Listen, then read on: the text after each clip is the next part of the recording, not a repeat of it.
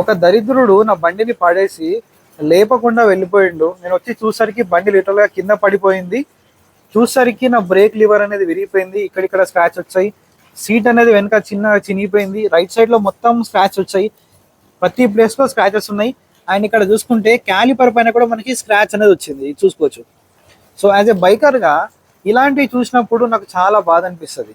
ఇది నేను రిప్లేస్ చేసుకోవచ్చు, పెద్ద కాస్ట్ ఏం పడదు, 500 to 600 పడుతుంది. కానీ అది కూడా నాకు లాసే కదా.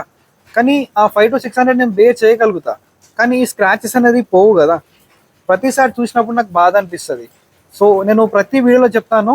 సో ఈ మధ్య ప్రతి ఒక్క బైక్ కి ఇక్కడ ఒక చిన్న కట్ లాంటిది వస్తుంది కదా, నేను ఇక్కడ చూపిస్తాను మీకు. రైట్ సైడ్ లో కూడా లెఫ్ట్ సైడ్ లో కూడా ఉంటుంది. ఇక్కడ ఒక చిన్న కట్ ఉంది కదా. సో అదే ఈ కట్ వల్ల బ్రేక్ లివర్ అనేది ఇక్కడ వరకే విరిగిపోయింది. సో మిగతా పార్ట్ అంతా నేను యూజ్ చేయగలుగుతున్నాను ఇప్పుడు. లేదు అంటే ఒకవేళ ఈ కట్ అనేది లేకపోతే బ్రేక్ లివర్ మొత్తం విరిగిపోతుంది. ఇన్ కేసు మనకు అక్కడ యాక్సరీస్ ఏం దొరకని ప్లేస్ లో లాంగ్ రైడ్ లో ఉంటే కనుక మనకి బైక్ బ్రేక్ కూడా యూజ్ అయిన పొజిషన్ లో మనం ఉంటాం. కాబట్టి ఈ కట్ అనేది చాలా యూజ్ అవుతుంది. దీని గురించి ఒక షార్ట్ వీడియో అనేది పెట్టాను. మోర్ దెన్ 1 lakh వ్యూస్ అయితే వచ్చాయి మన ఛానల్లో. కావాలంటే ఆ వీడియో అనేది మన యూట్యూబ్ లో చెక్అవుట్ చేయొచ్చు.